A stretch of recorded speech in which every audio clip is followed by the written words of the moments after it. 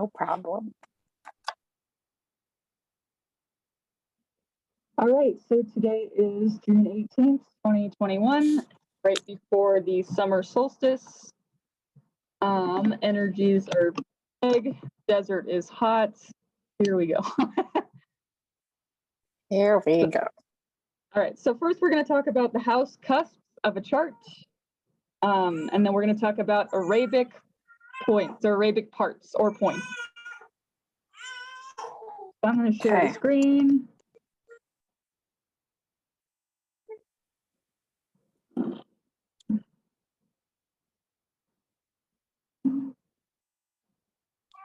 So this is the solar fire version of your chart. It's got the aspects, it's got the elements, a little bit different because there's more asteroids I added in. Okay. So essentially when you're reading a chart, the other first thing you're going to look at is the house cusp. So this is the constellation zodiacal belt astronomers refer to. It's just called the zodiac belt for astrologers. So it's just the 360-degree wheel that covers the 360-degree zodiac belt. So as you can see, your first house, the house cusp, we call it, is Leo. So it's called house cusp because whatever's touching your houses is the cusp of the constellation. So you'll have Leo on the first. So you can have the same rising sign as 30 different people, but you're going to have completely different house cusps depending on how big or small your houses are. And what determines that is if there's anything in the house itself. Like you have a lot of things in the fourth house, so you're going to have a bigger fourth house than some people with nothing in it. So your house cusp is going to be bigger. So there's a chart in Astro.com that it's a homework for myself to find it so I can send you, because it'll have the list of, you have Leo on the first, you have Virgo on the second, you have Virgo also on the third.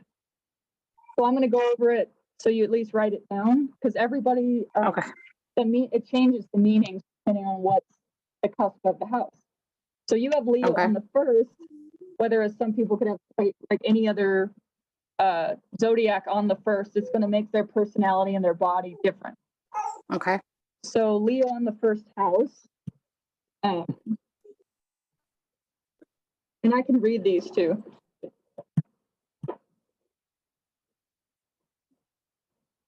So first of all, I want to just read off what house cusp you have and what, and then we'll go back and read a little brief sentence of what that means, like a sentence or two. Okay. So Leo on the first, you have, see these two Virgos? Yeah. So it's saying you have Virgo on the second and you have Virgo on the third. And see how it rotates a little bit and you have Libra right there? But Libra, it doesn't really count because you don't have much in Libra. It's not on a cusp.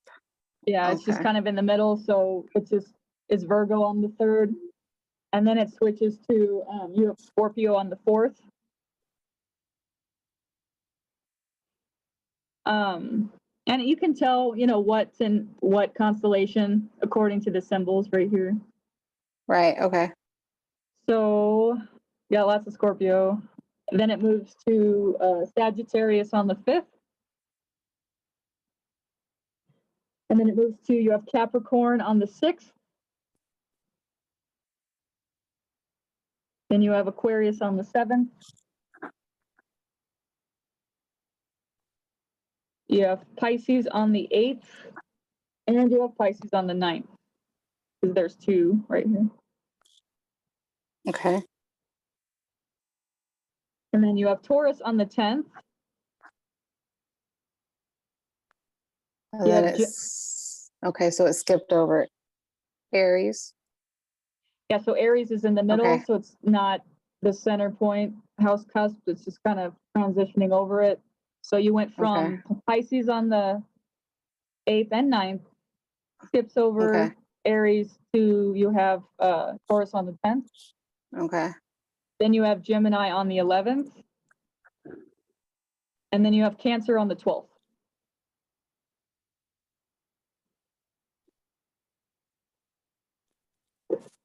Okay.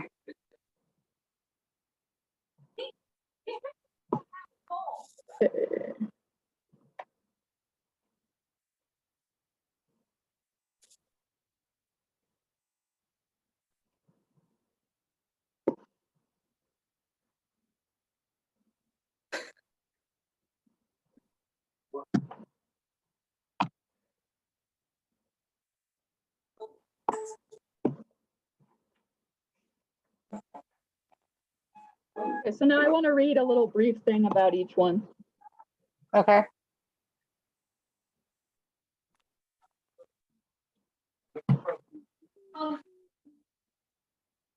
And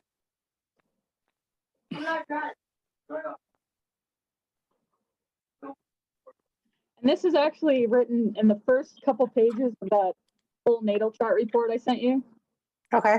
But I'm using this book, which these are two other books that I should send you links to because they're also Okay. a part of our training. Okay. Yeah, definitely do. Um, I'll have to try. The other one I'm supposed to already have, and I don't. And I just got an update from Amazon. I'm so annoyed. It said that if I don't get it today, I should just request a refund. is it? I Are was you like, talking about the transit chart book? Oh yep. man, that one's a good one too. Yeah, I know. I know. I'm like, oh. it'll come when it's meant to be. Maybe you're supposed to focus on other things right now. Maybe. Did you ever email Dave Campbell? I didn't yet. No, it's still on my. Go ahead. Sorry. I found a sheet that I can just scan and send you a list of different ones. But whenever you get a chance, maybe send him an email too. Okay. You're good. Yeah, I'm planning on it. You're good. My whole week. Yeah. Okay, go ahead. Leo on the first house. Keywords of the first house, of course, is personality, appearance, identity, physical body. With Leo on the first house, you project a strong personality and can easily dominate others, especially if your sun is angular or strongly placed by the sign, which angular houses are the first, seventh, it's like all the air ones. What is it? That one I don't know off the top of my head, but I think it's the relationship houses. Okay. So you're honest and direct, romantic and idealistic, yet if you have not learned the lesson of generosity, you might express as egotistical, willful, and undisciplined. Naturally showy, ego-centered, and proud, you have a flair for presenting yourself well, and since you enjoy applause, you are often attracted to the acting profession. If your sun is in a Fomorious sign, you may vacillate between showiness and reticence, and those around you will never know for sure whom they are dealing. So that one kind of resonates. You're not, as showy Leo rising as some. It's funny because as I reflect more on my childhood, I totally was as a child. I totally embraced that. And then it, got crushed. And then the trauma. Yeah. happened. Yep, it did. So then now we're working on it. But when you see that too, like the sun rising, because you could have chosen any zodiac sign, but you chose the sun rising. So it's at home with itself there, because the sun rises in the east part of the chart for everybody, but yours happens to be ruled by the sun also. So there's a lot of power in that, the ability to shine your light into every single being that crosses your path. And it's not about who's, it's not a hierarchy. It's about shining light. And so maybe in a way there's trauma there, but you learn that it's not all about you. Yeah. It's about empowering everyone, not just yourself. Yeah. For sure. Leo rising is the queen or king rising. So you are learning how to tap into your inner queen and exude, the royalty and in your own spin on life and create your own life. And you don't have to have, a physical stage, but you do have a stage somewhere in your life. You just have to pick, well, where is that stage? Is it the internet? Is it your home? Is it your job? It's no matter what, Leo rising is going to have a stage. You are designed to be seen. So then we have for you Virgo on the second house cusp. And again, the second house is possessions, talents, and resources, values, self-worth, and financial abilities. So with Virgo there, money management is right up your alley.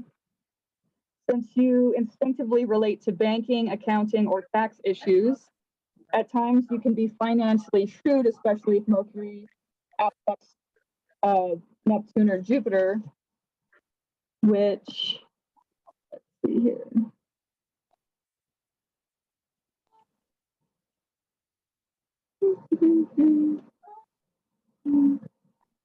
No, I don't see any strong aspects there, but no, that part of my chart is all red.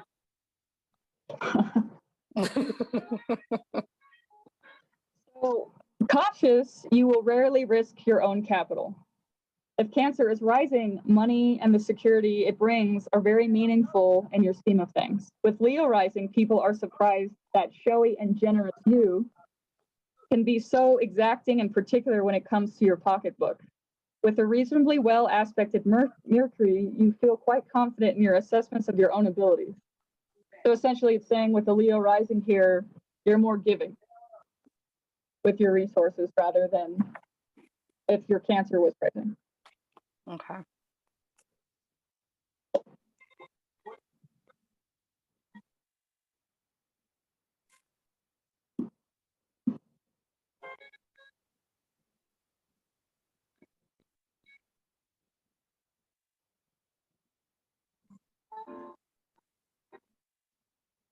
And then, can you see this part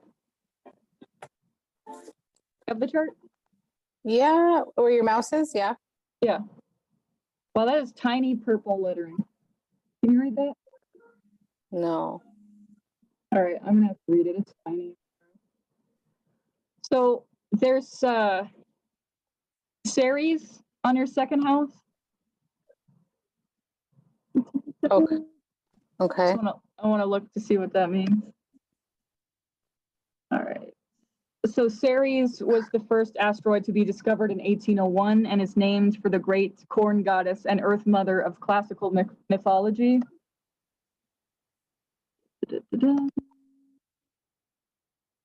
represents a mothering, nurturing principle, often working in very practical ways. There can be strong pastoral and educational quality to surreal influences, and the asteroid or dwarf planet, as astronomers now classify Ceres. Let's see, agriculture. So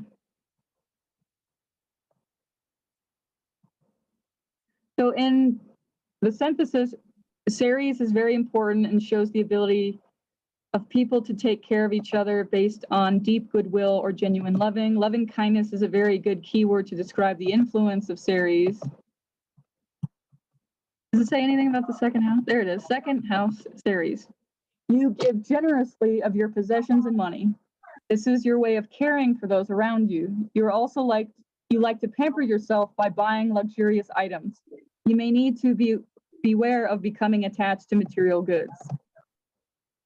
Ceres in Virgo, you feel cared for when other people help you perfect your skills. You like to be of service to other people. Yes, I do. Sounds about right. All right. All right, Virgo on the third house cusp.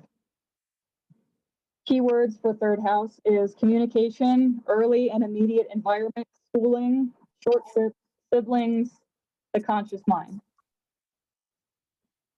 Analytical, critical, and scientific, you often are the question asker.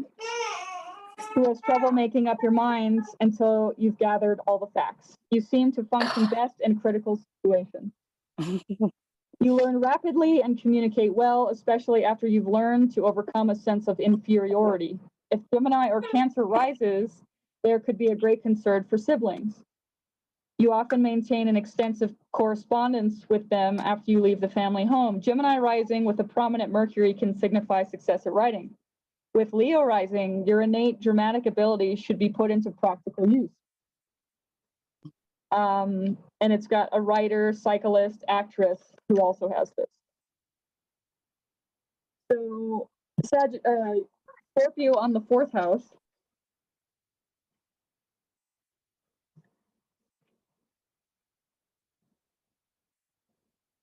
Keywords of the 4th house is the home, one of your parents, real estate, foundations, the end of life.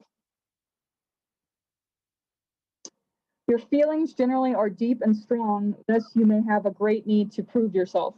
Unless your parents were very intuitive or knowledgeable in child rearing, your rebellious attitude in youth may have led to an unhappy home life, and thus an early leave taking.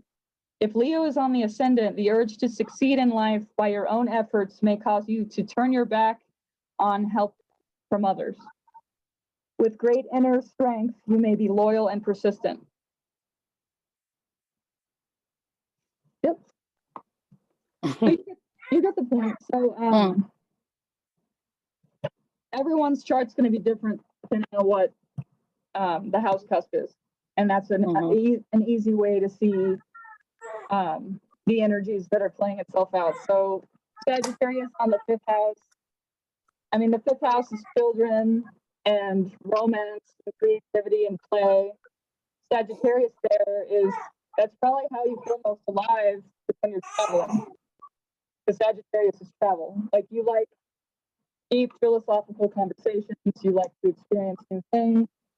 You like to try new things. You like traveling. You're like, astral traveling or meditating or shamanic journeying.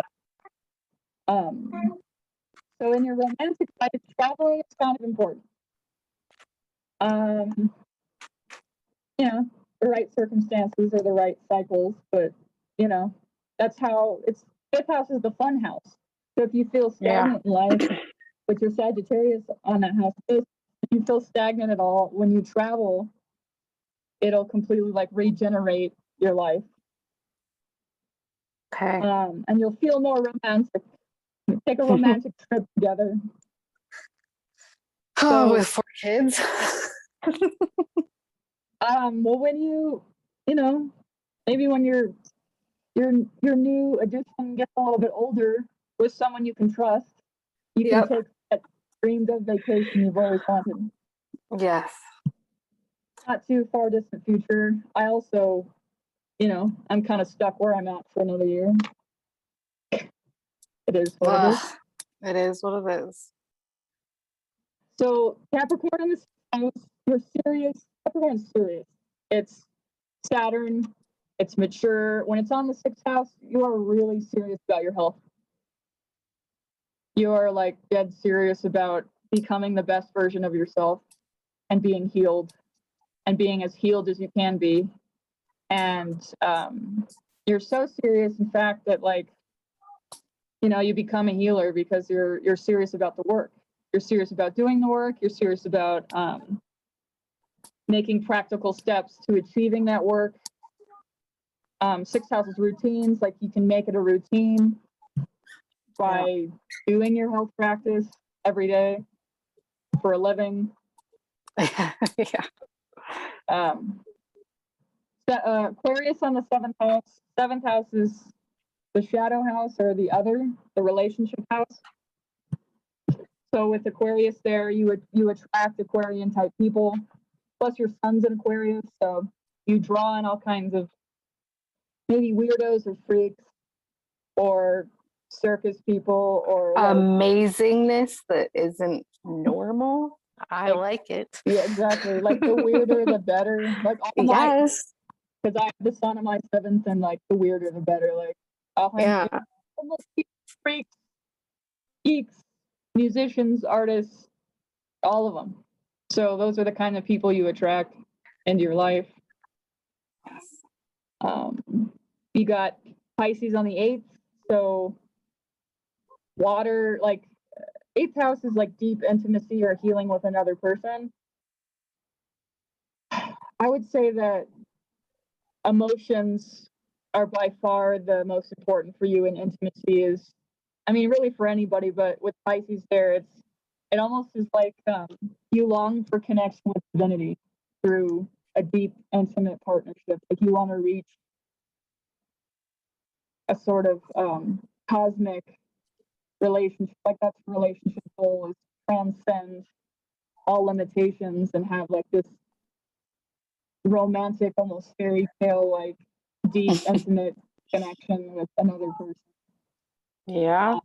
And being around water is important because you have this in the 9th. You have Pisces in the 9th house is traveling, Sagittarius. So it's travel over water. So it traveling over water to another country, because 9th house is like foreign travel. It's indicated to like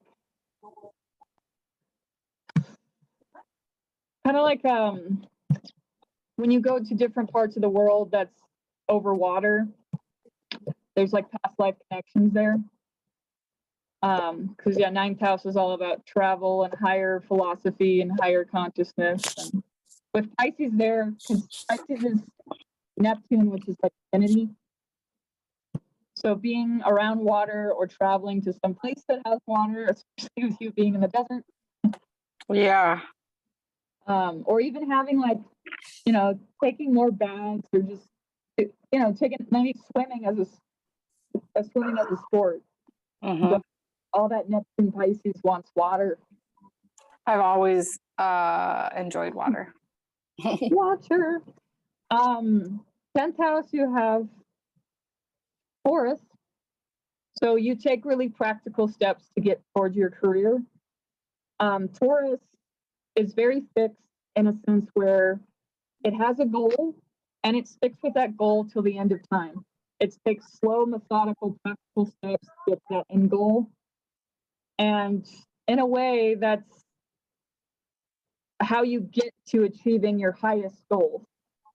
Is slow, methodical, practical, like constantly checking in with yourself, of like going back to the vision and not swaying off the vision.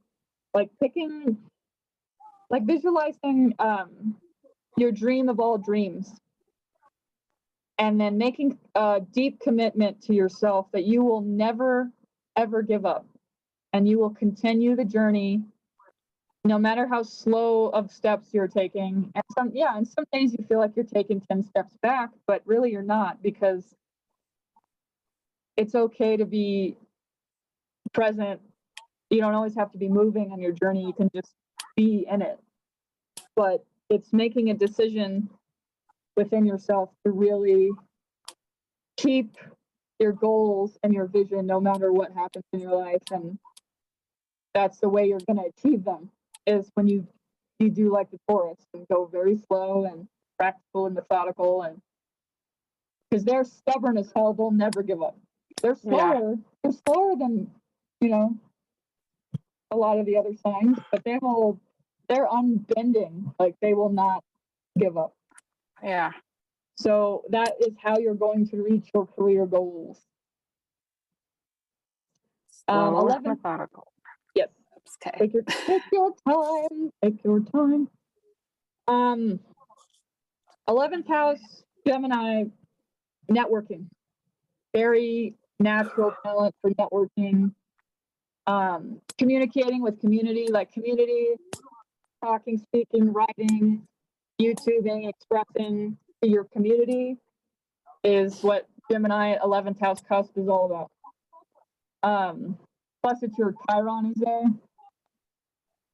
So it's your wound. So not only is it, your talent, you need to do it, it's how you heal.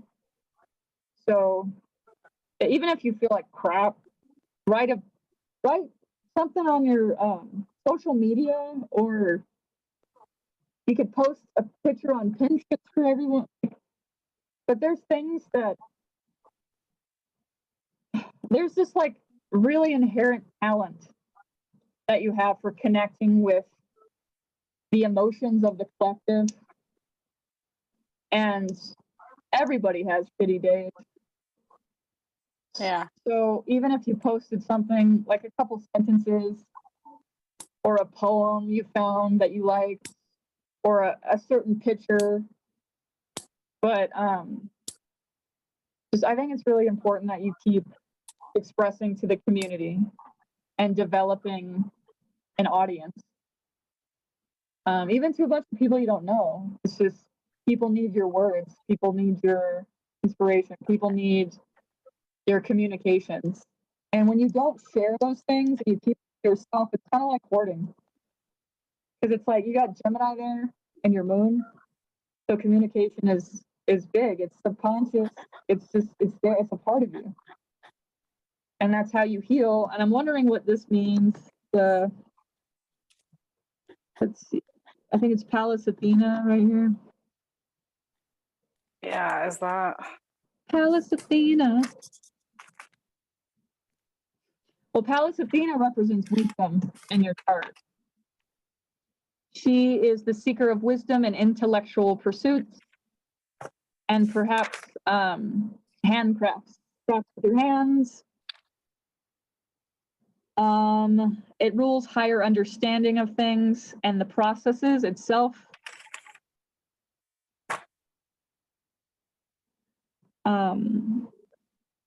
Pallas energy can be quite disruptive, even destructive, kind of like Uranus, but it catalyzes you into action. So Pallas in the 11th house is you have the ability to work with visions which benefit humanity. You're adept at organizing and working with groups.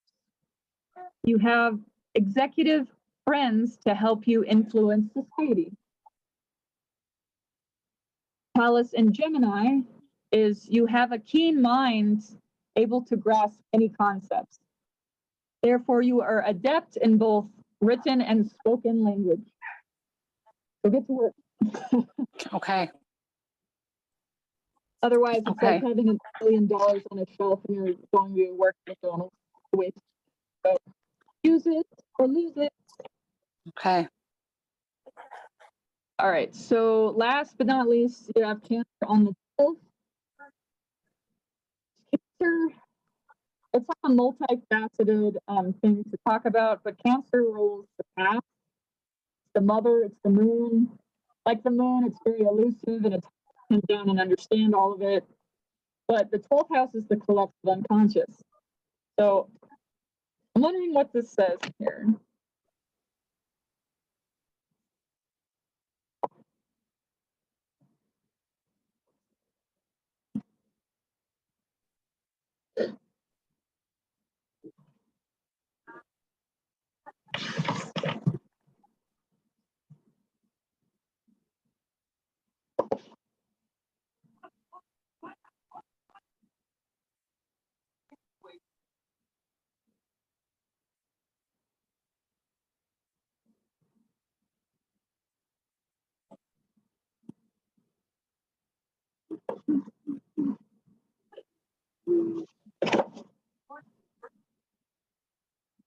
So basically, it's referring to this is where you're most vulnerable, and it's also an empty house. So if you think about the crab, it literally carries its home wherever it goes. Uh-huh. And the 12th house is the collective unconscious, and it's so deep and so vast that we could spend lifetimes trying to uncover the unconscious, which, you know, Carl Jung has done that, and, you know, another amazing hypnotherapists and revolutionary psychiatrists have worked deeply with the 12th house. They've spent their whole lives researching essentially what it means to be a human and how our minds work. So studying how your own unconscious is like studying the 12th house. So when you don't have anything there, you know, your soul's already worked through that stuff, but it also leaves you kind of vulnerable. And with the Cancer on the house cusp itself, it symbolizes an archetype that is very vulnerable already. So it's like a full water thing.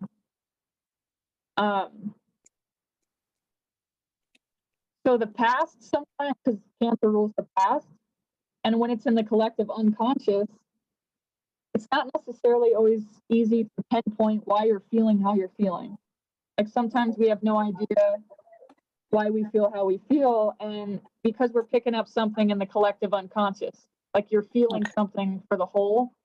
Okay. So I would actually study Cancer over the 12th house, Cancer on the 12th house cusp. I mean, the 12th house is like deep mysticism, the vast ocean of the collective unconscious. Okay. But yeah, with the moon, because Cancer is ruled by the moon, and you have the moon there, so you have a connection with emotions and feelings for the collective unconscious. Yeah.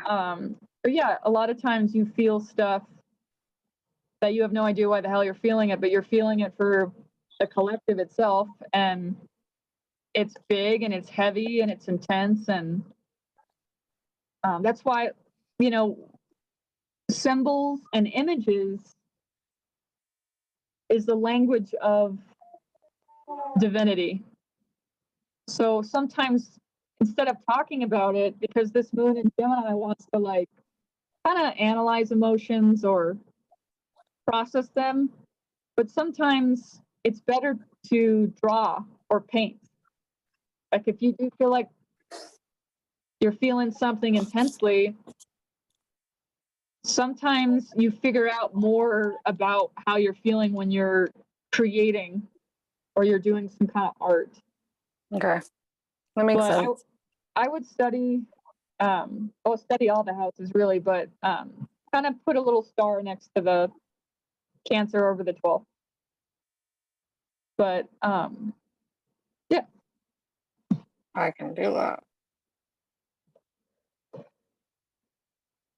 All right, so now I'm going to stop the share and send you a link in the chat and hope that you can open it.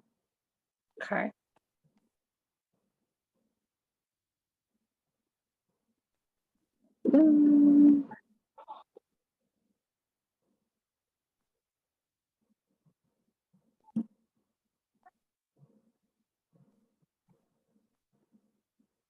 Share the screen.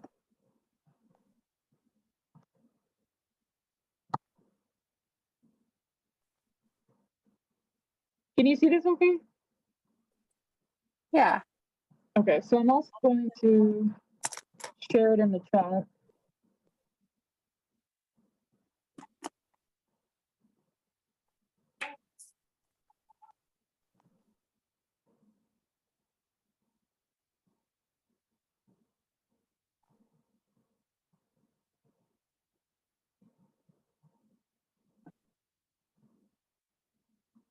Or try to.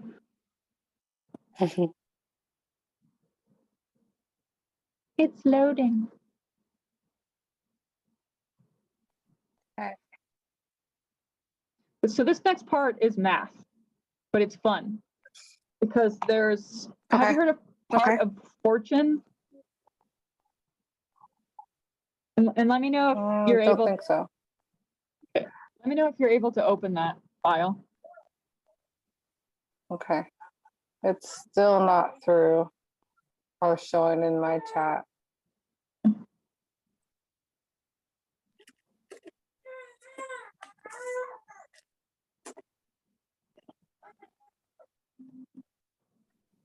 Maybe give it another minute because it said it's sent on my end. Okay. But until then, I can just share the screen. Okay.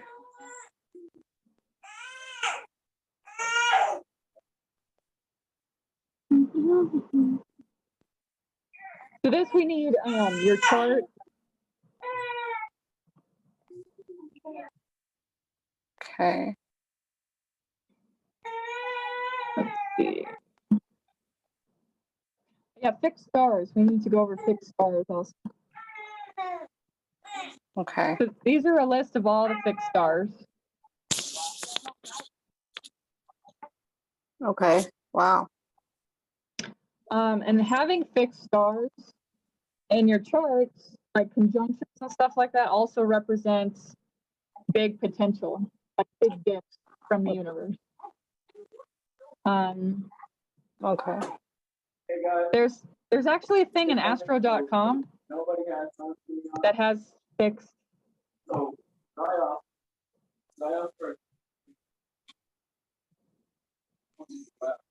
Has fixed stars. I think there is. Like you click on it and it says. I don't know if it gives you all of them though. Hey, you guys are coming in. You're gonna come in. You're gonna pull off a little bit. That's the fixed star. Got it? Yeah, do you see this? The Astro.com thing? Mm-hmm. So Additional.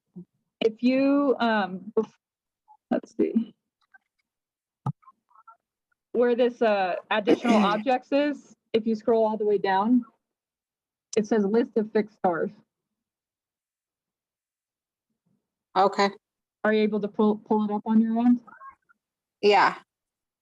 Okay, so if you click on that, it gives you the list of all the fixed stars that they have in their bank. Okay.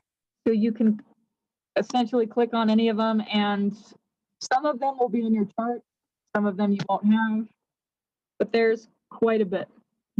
Oh yeah, there's a ton there. I think, what is it? They click stick because up here it says miscellaneous, 6 stars in zodiac. Okay. So I clicked that. So I'm wondering if any of them are there. And if you have any fixed stars in your chart, which you do,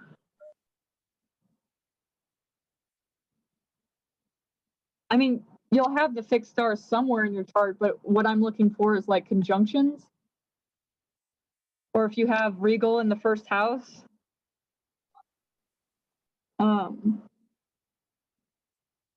It just adds more layers for you to research the fixed stars in your chart. Like if you plugged in all the stuff and you saw any conjunctions to a planet, like you have this one.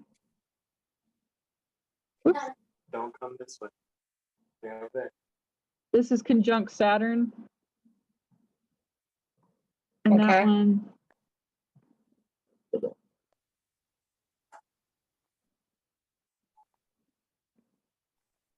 So that's how you would find it. And then the list, did that pop up in your screen yet? The list I sent you? Because I can just email you it so you can pull it up. Do you have the names of the fixed stars? Okay. Yeah, let me just. Yeah, it didn't send still. Okay. Okay. I don't mean, know what the sometimes deal it's is. weird because I have, Windows and you have Mac. Maybe that's one. Yeah. So let me just email them to you real fast.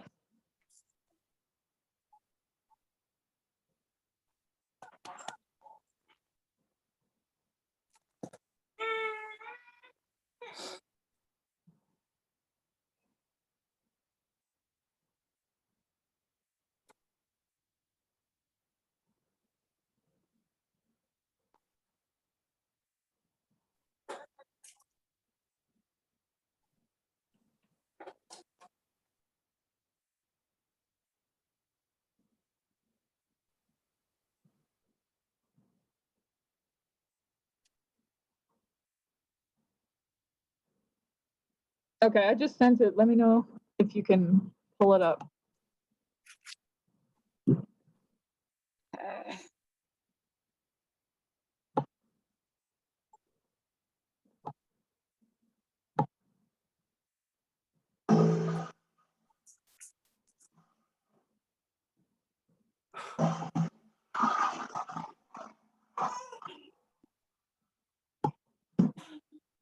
Okay.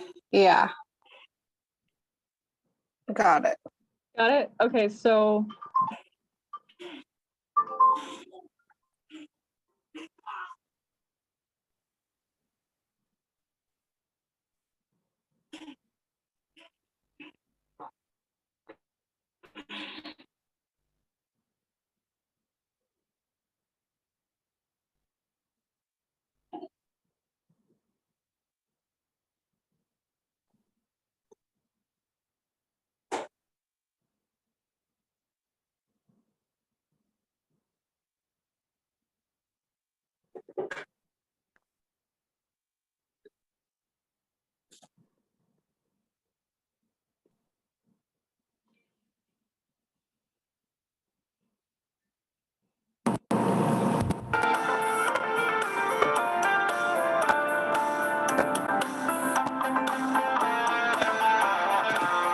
Sorry, my computer's freaking out.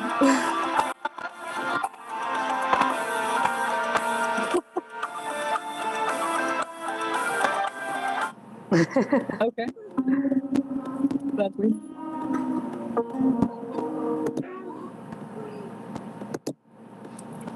Sorry, can you hear me?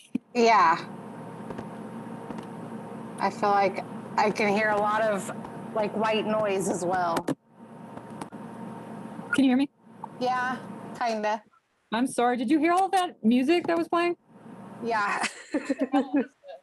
Someone, it like went in. Someone called me, and then it magically started playing music. Mercury retrograde's kicking my ass today. I was gonna say thanks, Mercury. Appreciate.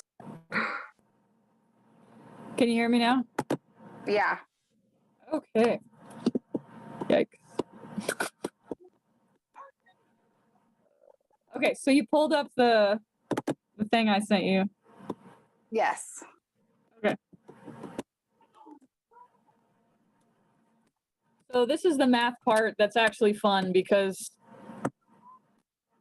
you get to, I think it's page 4. It looks like this.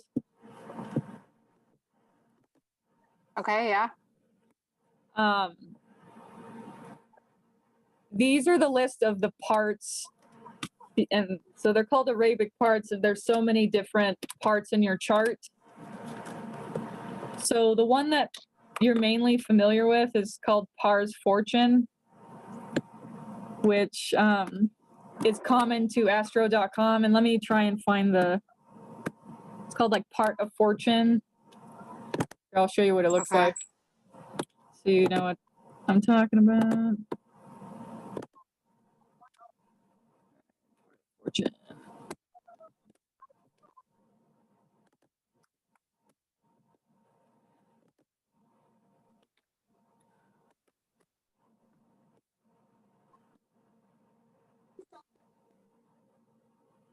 Yeah, Pars Fortune. See that? Yeah. So it's another place in your chart where it's a mathematical proportion showing you more things about your chart to uncover, and that list has so many things for you to uncover about yourself. So Pars Fortune, where is it? This little thing, it looks like an X-Men symbol. Okay. That's your Pars Fortune. Yeah. Okay. So that's the only one in Astro.com that I think appears for as far as Arabic points, but it's called an Arabic part. Okay. And this Arabic part is just there are another points in the chart that give you clues about your soul. And Okay. so I'm going to show you how to do the math so you can figure that out with these other parts of the chart. Okay. So I'm going to bring it back to the worksheet that I sent you. And we can do some math. And how you do that is you need your chart next to you. Okay. So since I can only do one thing at a time, you're going to have to help me with the degrees. So you're looking for the degrees of different parts of your chart. Okay. So if you want to find out a part of yourself that's accord and harmony, like this is all the list of parts of you. Okay. It's like parts of self. So where your luck is, your marriage, like who you're most likely to marry, or what kind of specific zodiac sign you're most likely to marry, or it even says mental competence, what kind of mental competence you have, or Okay. I like doing the astrology one to see what kind of astrologer you are. Ah, yeah, that sounds fun. So it says messages and astrology. Okay. So basically it's, Putting on first. let me see if there's another astrology point.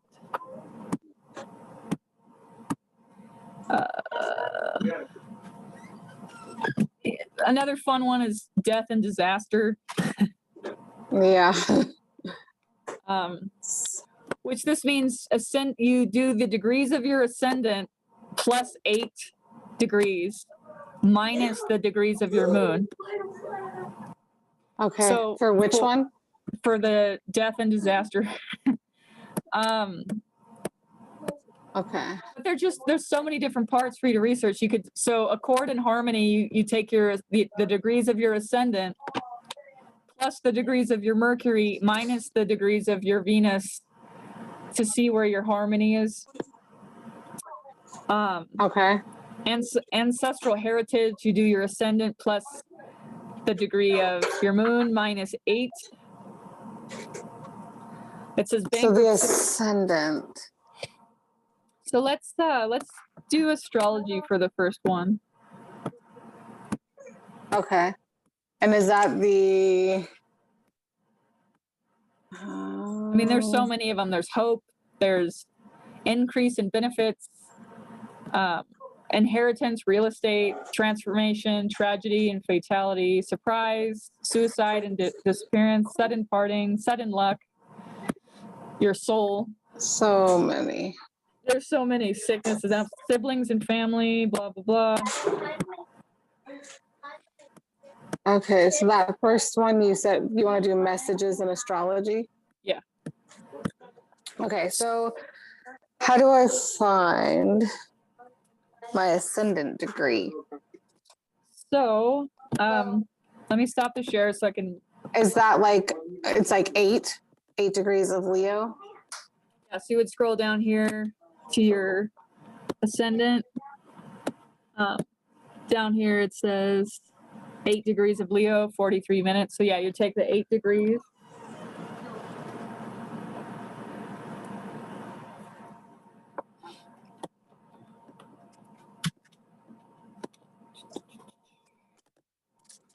So 8 degrees, so it's ascendant.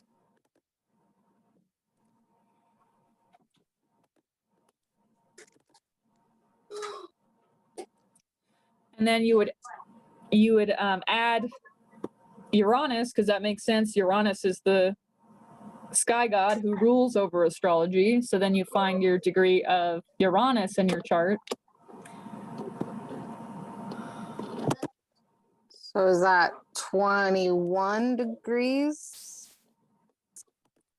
21 degrees Sagittarius, not the Sagittarius part matters here. So 21.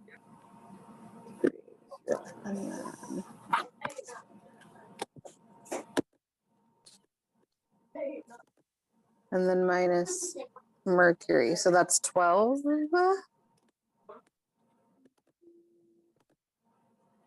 Mercury is 12 degrees of Pisces. So then it finds what it. So wherever, let's see.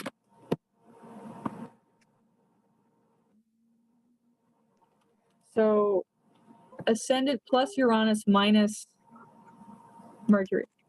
So let's add the ascendant and Uranus together. So 21 degrees plus 8 is 29 degrees.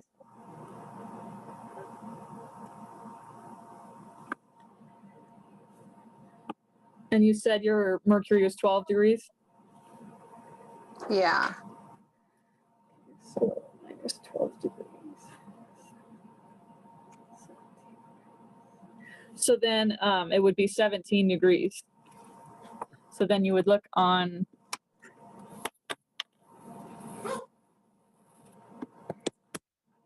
here. I'm just gonna make sure here.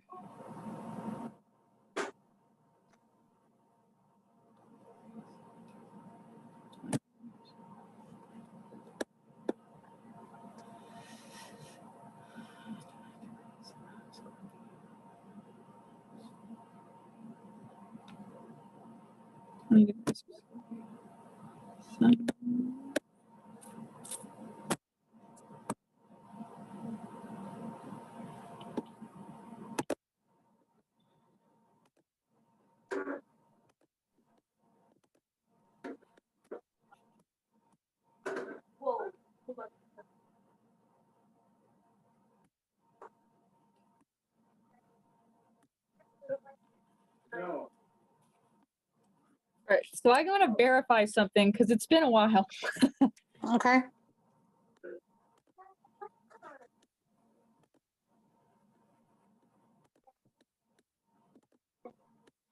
So the guy who taught this class, he had 23 degrees of his ascendant. It's almost it. Right. None of that's helped. Okay. And then Right. So go on in. The floor with the same his stuff. Mercury was 11 degrees of Virgo. That's what I'm telling you to do. Sorry, but can't happen.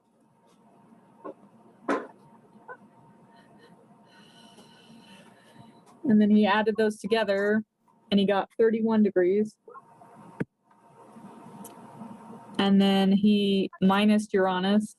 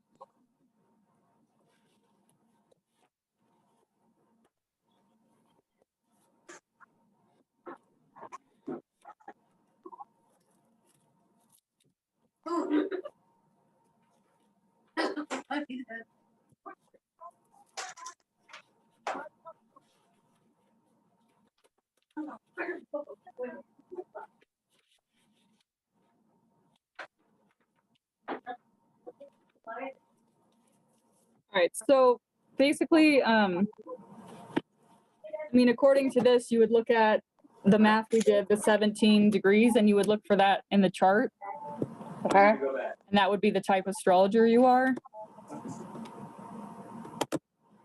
So let's look at your 17 degrees of what?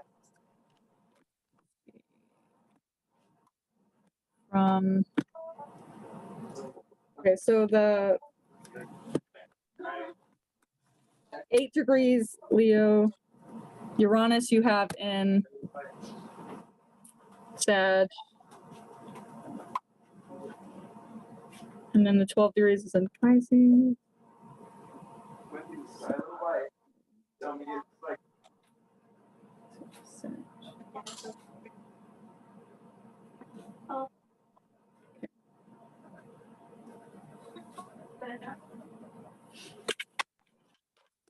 All right, so honestly, this one is kind of elusive. I have to do a little bit more research on this part Okay. because it's like pretty specific math. Okay. Okay. What we can do is, I mean, this is the part of the charts where it's like calculated for you. But I wanted to teach this because Right. it's something that you could do yourself rather than rely on computer software. And this is something that astro.com doesn't have. So Right. it's kind of cool when people come to you for different things like, what am I lucky in? Or what kind of person am I going to most likely marry? Or when am I going to die? These are kinds of like specific mathematical proportions that you can uncover with this formula. It's just been a few years for me, which I Yeah. apologize, but I'll look it over more and we'll go over this more. But the Okay. other part was just kind of looking over some charts and intuitively deciphering the charts, because that's part of it, is just having a bunch of charts thrown at you and they're like, okay, now decipher it. Right.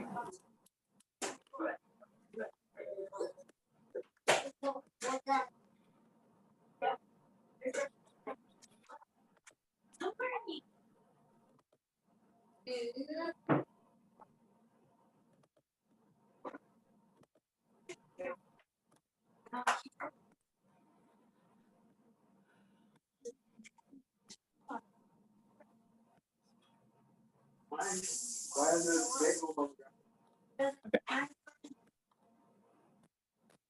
So let's actually go back to the fixed stars. Okay. Because you had I think it's Algol in the first house. So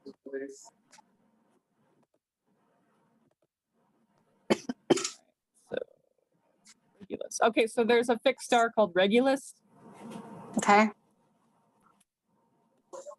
or Regal. So if you just the name Regal, they say that if you have this in your first house or conjunct your ascendant or conjunct your sun, that you're destined for fame. Actually, like what? Nothing. That would be a thing because I feel like I've been running from that. Yeah, you have been. So you have Regal in the first house, which is literally that. And then it's funny because I think President Trump has that. So he's like, that's his stage. Is like, even though he's a terrible president, he still has a stage, and he still gets a lot of attention. Yeah. But yeah, with that fixed star there, that's kind of what it's in there. That energy's there, whether you want to look at it or not. Let's look at what is the A and T one? Let's see.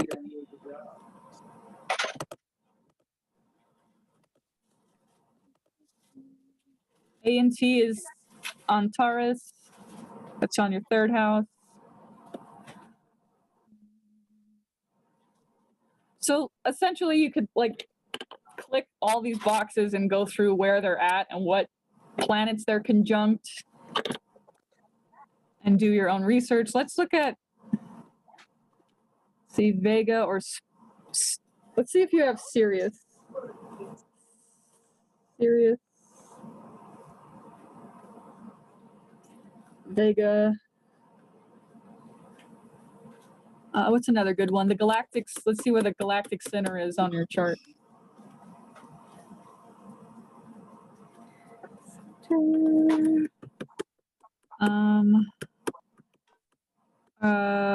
Castor.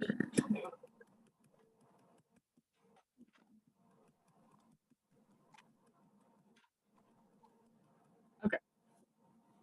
Does that make sense though? On astro.com, you can just click any of the boxes and see where they're at on your chart. Yeah. And then there's so much research on it that you'll find tons of information. You have on Taurus in the third house, so it's like this fixed star is helping you with your communication kind of thing. Okay.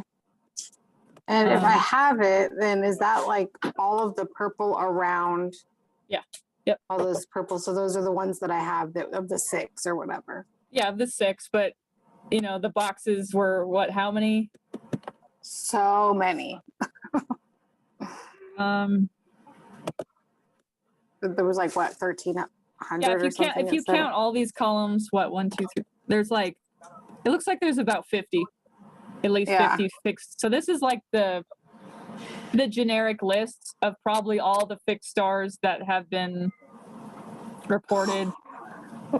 So you could go through each and every fixed star in your chart on astro.com and see where they're at, what planets they conjunct. Because they're like helper spirits. They're fixed there. They're helping you in some way. And the regal constellation is helping you to shine bright.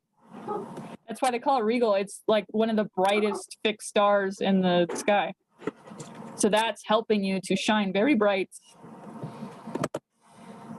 Let's add in a couple, see what else you got. I went and just clicked like a whole bunch, like everything from galactic center up, because my thing was being ridiculous on selecting. Yeah. And it made my chart look so crazy. Very heavily populated in the 4th, 5th. And then opposing that too, 10th and 11th. Yeah, because some astrologers are just fixed star hunters, and they place the fixed stars like the top. You can find all kinds of fun content on YouTube about fixed stars in your chart. Okay. People you'll find love regal. They want regal, fame and fortune. Hey guys, remember don't come. They do? They want that? Oh, everybody does. Who doesn't? Me? I mean, the fortune part, sure. The fame, Uh-huh. I'm just gonna have to get the fuck over that, apparently. Yeah. Part of your healing is get over that. So you have the constellation of Sirius, the fixed star of Sirius in your 12th house. So it's like the star system is working for the collective unconscious. Like you're so unconscious that Sirius is helping you. But yeah, they're fun because they're all helpers, and they're. I wish there was a book I could recommend on just the fixed stars in astrology, but unfortunately, I don't have a book for you. So this is something. Yeah, this is something that again you're gonna have to do your own research. Yeah. But So it's do fun. Regulus and Leo work together? Is that a thing? It does because it has to do with the sun. It's like it follows the sun, or it's close. It has to do with the sun because it has to do with only people with strong Leo. Like I think it said. Let's see, what degree is Regulus? 29. Yeah, it's like Leo on the maybe has an orb of 2. If this is right. Well, that's exactly what it is. So if you have a planet conjunct 29 degrees of Leo, that would make it's the constellation of, or the fixed star Regal really shine. But if you also have it in your first house, so that's what I read was, unless you have any conjuncting Leo planets, like if your Mercury was conjunct Regal or your Sun or your ascendant, or if it's in your first house. Otherwise, you discard Regal if it's in your second house, and so on. So it shines for people with it conjunct Leo planets or in their first house. Okay. So it's still it's working with you because it's in your first house. Right.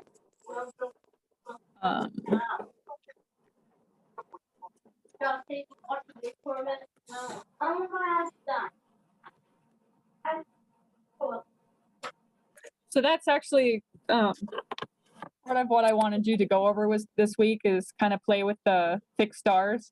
Okay. And kind of get to know them a little bit, kind of research them. They're an important part. They're helping spirits.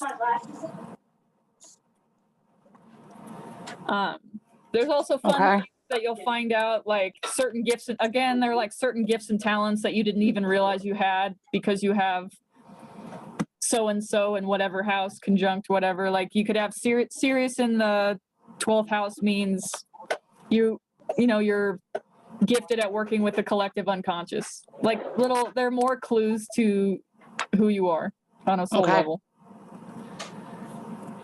Cool. I'm intrigued by the Arabic parts for sure. And yeah, so that I'll have to get back to on. So the fixed stars are cool too. I started researching that already too. Nice.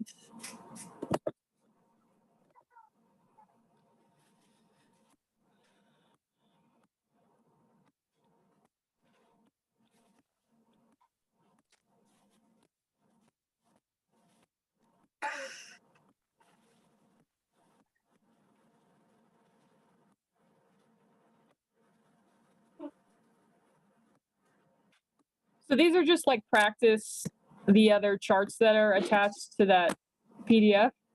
Okay. So it's got, and I think some of them repeat, like it's got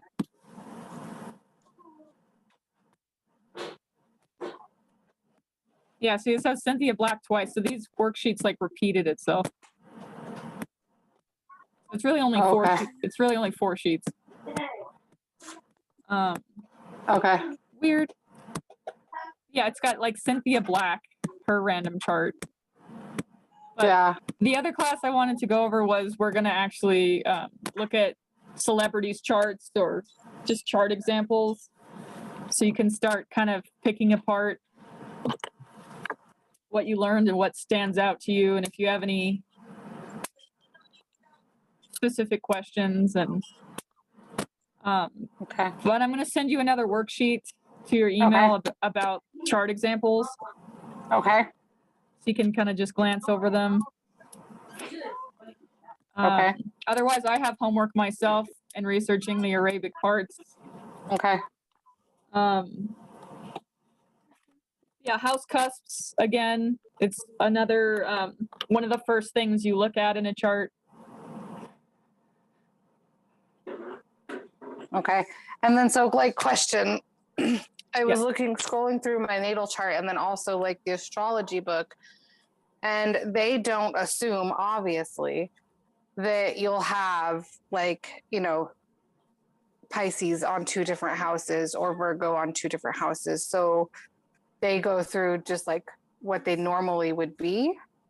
What do I do there? Just like look that up individually? Because like even in the natal chart, it didn't separate it out like we did. Are you talking about are you talking about the book? The cusps on the chart you sent me and in the book. Like obviously they can't tell in the book the sizes of my houses or where they're going to line, but the chart says that like Pisces is on the 8th and Aries is on the 9th, even though when we looked it up, it's in the middle. Oh, you're talking about astro.com chart? The natal chart you sent me from Solar Fire. Yeah, like it says the houses, Leo's on the 1st, Virgo's on the 2nd. It says Libra's on the 3rd, but we say that Virgo is on the 3rd. And then the rest of them are fine until it gets to Pisces. And then it says that Aries is on the 9th. Your chart, did I send you this copy though? I don't know, can you see this? Mm-mm. It's this one. Oh, you mean in your natal chart report? Yeah. So on that, obviously, that I just look it up separately, what that would mean. No, that's not right. I think that's when I sent you that when it said Las Vegas. Oh, okay. Because that's not right. Because it's on this chart, it's supposed to be you have Virgo on the 3rd also. So Okay. I have Let to me scroll up and see. I have to resend that. Okay. Yeah. Okay. Full natal. When I scrolled up, it does say chart details Las Vegas. Okay, so that's why. Okay. It moved over. Okay. I can actually send that right now. Okay. Cool. And then I'll email the guy, but will you also send me that sheet of stuff you had for programs for Mac? Okay. What's not Mac? It's literally a list of just other programs. Just okay, programs. perfect. Yeah. Okay. I mean, why? There's got to be something, but definitely reach out. I mean, you could even call the store and see if he's for there. Sure. But yeah. definitely pick his brain about it. I'm sure he's heard all questions you could think of. I'm sure he has. And I actually had an email open that I started typing. I just didn't send it. It's right here. So that's how my brain works sometimes when I have 4 kids. Make sure you're watching her, guys. I get it. I appreciate it.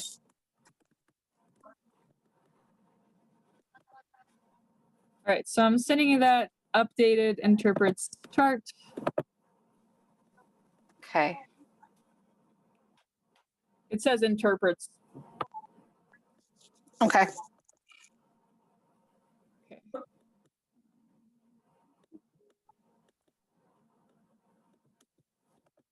Okay, so yeah, just kind of go over the fixed stars and the house cusps. And actually, I'm going to stop the recording, but I want to look real fast if there's anything on astro.com you can have as a reference before you get your software.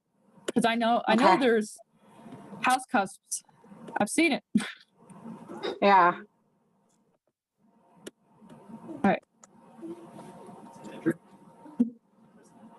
Oh, Tyler says hi. Hi.